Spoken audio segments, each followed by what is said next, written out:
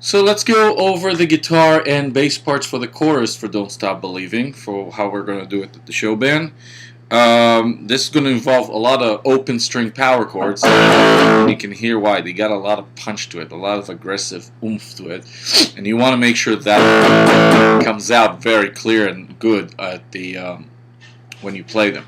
The way to do those open string power chords is you're going to get, let's say, we're going to start with the A open string power chord. So we're going to have the 5th string open, and we're going to have the 4th string pressed at the 2nd fret. So we got our pointer finger here, and what I'm doing, I'm just strumming those 2 strings. I'll turn it down, then bring up. Just those 2 strings. The way to control that is, first of all, I've got my hand here. You see on the saddles, the palm of my hand on the saddles.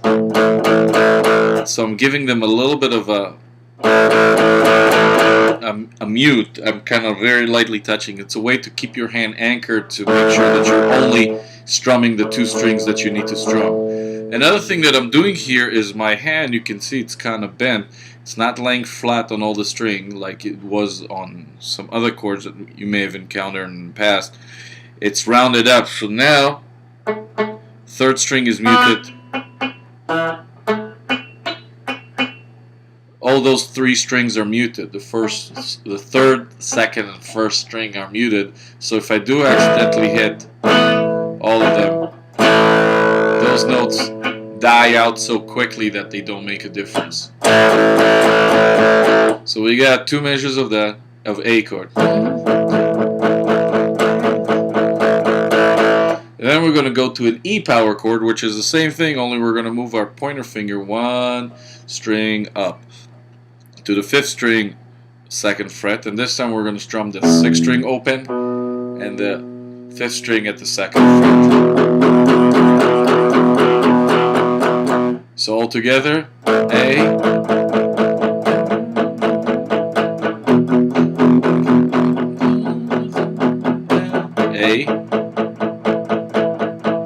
and E. A, E,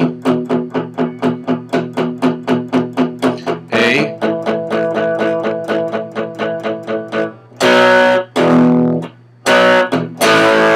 let me go through that little run really quick. So what I got a B power chord. This time I got the 5th string, 2nd fret, in the 4th string, 4th fret. I choose to do it with a pinky. Sometimes I'll do it with my ring, depending on the situation. Usually I'm kind of... In this particular case, just comes more naturally to do it with the pinky. But that's all up to you and whatever's comfortable for you. So I got a B power chord, and then an E power chord, which I'm kind of ready for because my finger's already at the right location for it. And then B, E, and there you have it.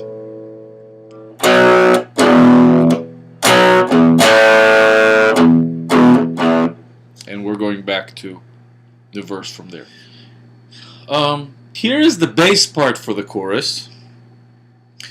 A lot of open strings here, or not, depending how you choose to play it and what sounds better. Different people have different ways to do this, based on their feel, their touch, and whatever's comfortable for them. The easiest way to do it is with the open strings, and it's going to be an A power, A, which is the 3rd string, 1, 2, 3, open, then E. And notice that I'm doing a sort of a walking motion with my fingers. That's how it works for me. You can also do it with a pick.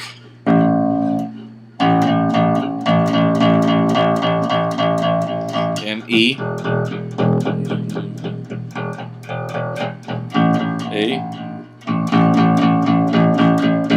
E. The trick here, and the reason why I say why the open strings might not always work is when you start doing this. When you start hearing a lot of strings ring at the same time rather than just the string you need to play, that's when trouble starts to happen. So it's really important, if you're playing just the open strings, to keep your finger here, see on the strings. Doesn't matter where. Usually in between the frets. You gotta find a good space where they don't give you any notes like that. They're really muted, so if you do hit them,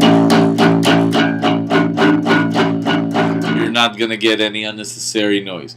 I think the best place to do it is to do it here, right over the second fret. Because that way, if you do get a little bit of that note here, it still is a good note, and it supports what you're doing on in the band. And then you're gonna move up.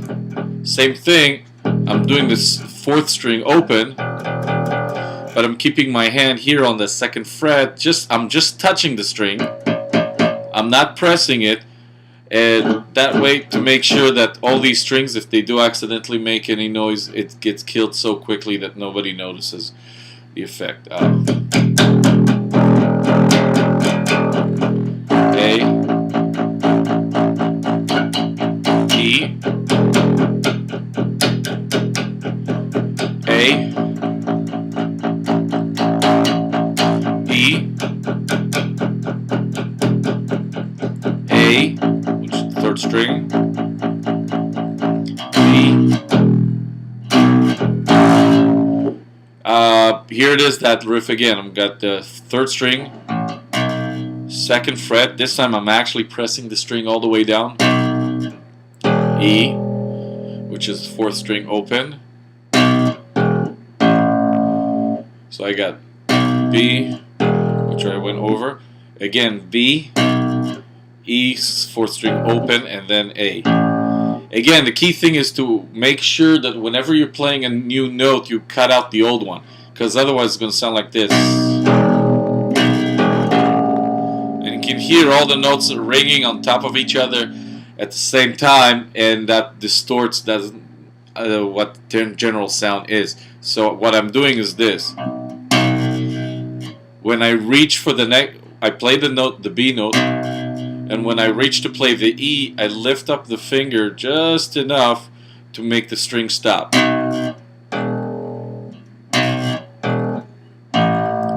Again, I'm doing that when I switch from the E back to the A. See, this time, because it was an open string, I use my left hand to stand on the strings. The trick on the bass, when you do that too hard, you're starting to get those kinds of sounds. So it's a really light.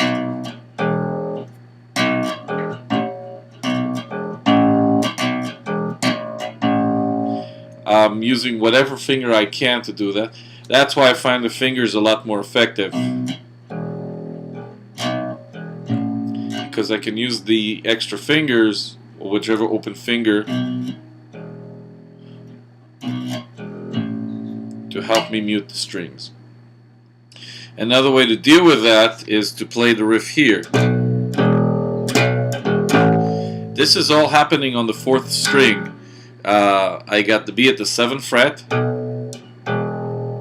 then an E open, 7, open, 5. And there you have that little bit.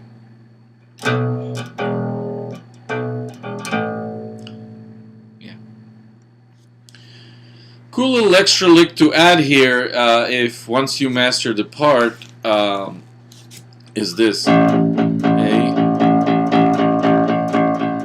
E,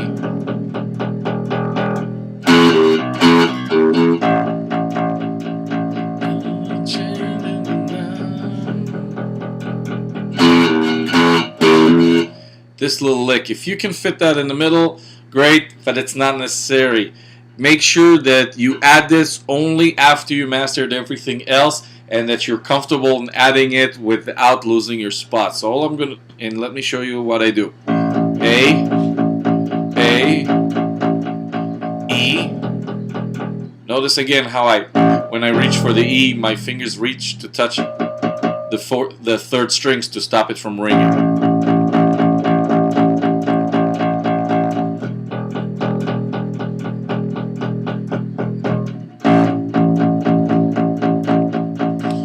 And back to the E.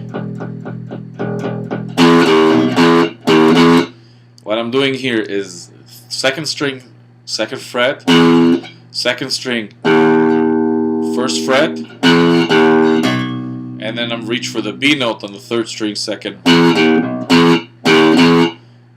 So I got second string, second fret, second string, first, third string, second fret, second string, second fret, back to second string, first. And there it is.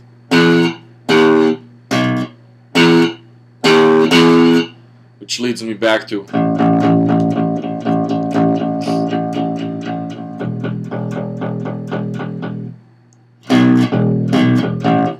that verse. Here's the whole chorus with that little cool little addition together. A,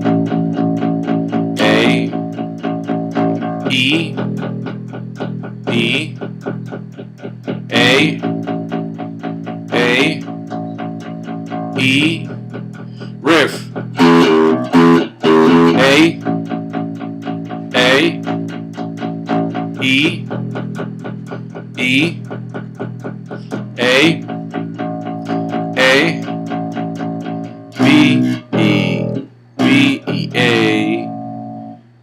Here it is slow, and this time I'm actually going to go for the B here so you can see the alternate option of where to place the notes. So A, 2, 3, 4, E, 2, 3, 4, E, 2, 3, 4, A, 2, 3, 4, A, 2, 3, 4, E, 2, 3, 4, A, E, E, A, B, E, B, E, A. And there you have it. I want to add a little part here that's really good for the electric guitars part on the second verse that adds a little momentum to that second verse and makes it a little rockier and heavier and more interesting. At this point the whole band is playing and it's getting kind of loud. And when we have one guitar and a bass going to that main riff that we talked about in the last lesson, and so on, if you can put in like little chords there in between, you can add a lot of oomph, a lot of power, a lot of interest to the part. So it's going to be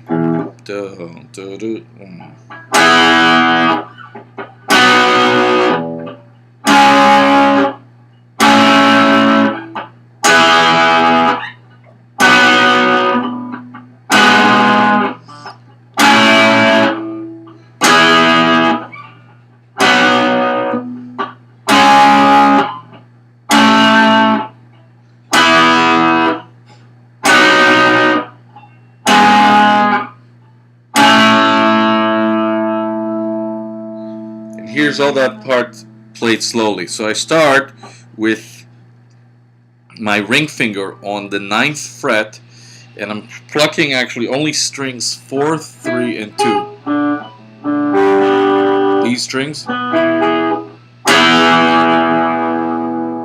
Then I'm gonna do this basically with my pointer fingers on the 4th fret on the same strings. Everything basically is happening on strings 4, 3, and 2. So I got 1. Da, da, da. Then I'm adding all these 3 fingers here. I got my middle finger on the 2nd string, 5th fret, my ring finger on the 4th string, 6th fret, my pinky on the 3rd string, 6th fret. So up to this point, 9th, 4th, add the fingers, and this is the next note we're going to add. I got my pointer finger this time on the 2nd string, 5th fret, my middle finger on the 3rd string, 6th fret, and my ring finger on the 4th string, 7th fret. It kind of looks like an F chord if you remember those. So the first run through is exactly those chords. And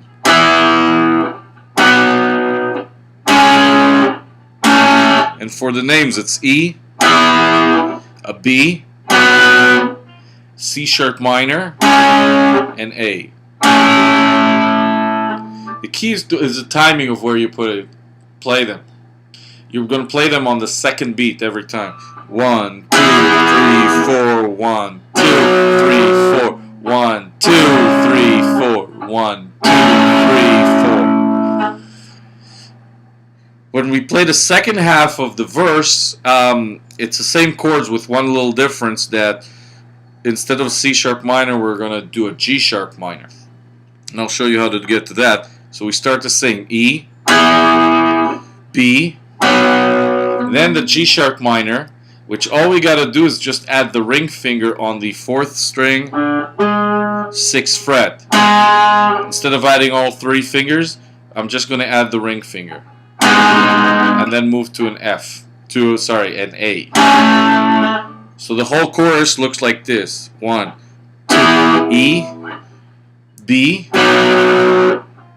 C sharp minor, A, E again, B, G sharp minor, A. And with the timing, it goes like this. 1, 2, 3, 4, 1, 2, 3, 4, 1, 2, 3, 4, 1, 2, 3, 4, 1, 2, 3, 4, 1, 2, 3, 4, 1, 2, 3, 4, 1, 2, 3, 4. And there you have it. Last little bits for fun is the solo, the guitar solo, since somebody's gonna have to play the guitar solo. And there's all sorts of cool little bits. The famous one is this one. First one is this.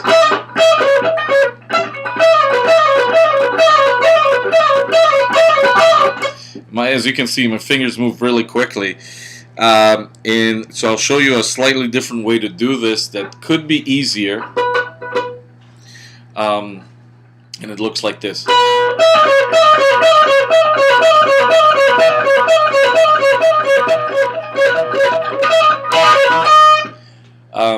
What I'm doing is I got my pointer finger on the, 12, 13, 14, 15, 16th fret on strings 3 and 2, and I'm adding my middle finger on the 2nd string, 17th fret, and I'm just going to pull off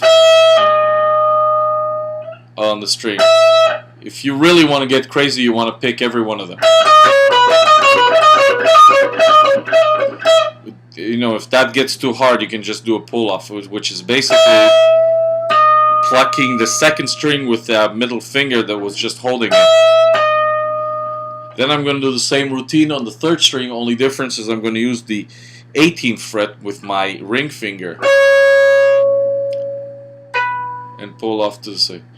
Couple of key things when you, and basically that's the whole thing.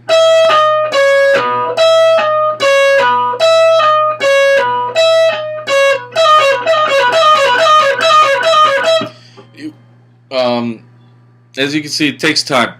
You got to work your way up on this. Couple of key things to keep in mind is to make sure that only the string you're plucking is the one that's going to be heard. Because when you start getting this, then you're getting a lot of noise. The way what I use,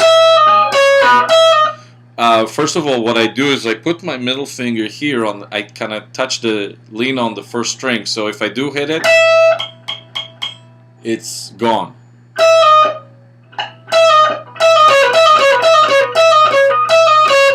The other aspect of it is I lean here with the palm of my hand on strings 5, 6, 6, 5, and 4. So they're silent. And so on. Another trick that I use, I can actually mute that first string with my ring finger, touching that, and then I use my middle finger to help me out a little bit with the picking so I don't have to move very fast. So I pluck the second string with my middle finger and the third string with my pick.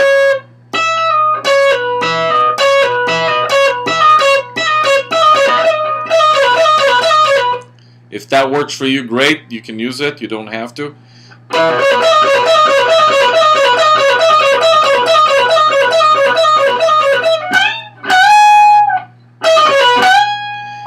Yeah, and of course you can hear it that it's kind of starts really soft.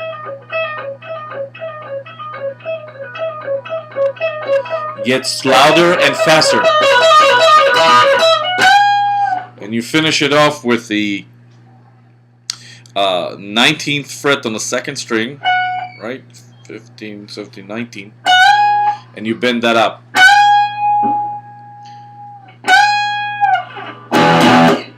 The other guitar, and then if you can add those two hits on the thick string,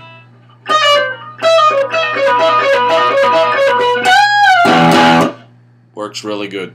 There you have that first solo.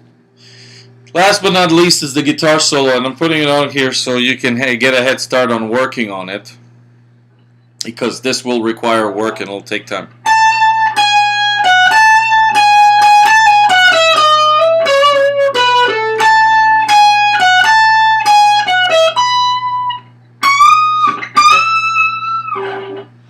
There you have it. I'm putting it in the position I'm putting it so you don't have to travel as much. You can do it. If you can find the notes in other places, feel free to use that option as well. I'm starting here at the first string, 17th fret to the 16th fret, and then I got the ring on the second string, 19th fret.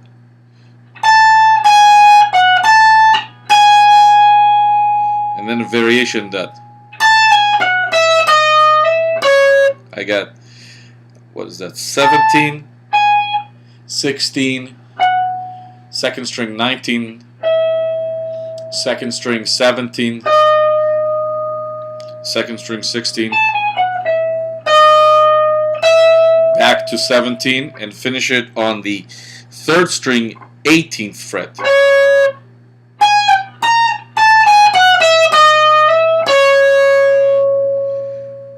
So all the way.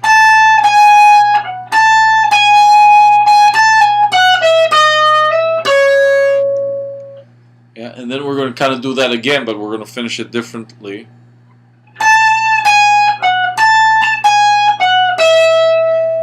Here, where does the front part start? I got the 19th fret on the first string, 21st fret, and I'm going to bend it up, and then 22nd fret, bend that up too.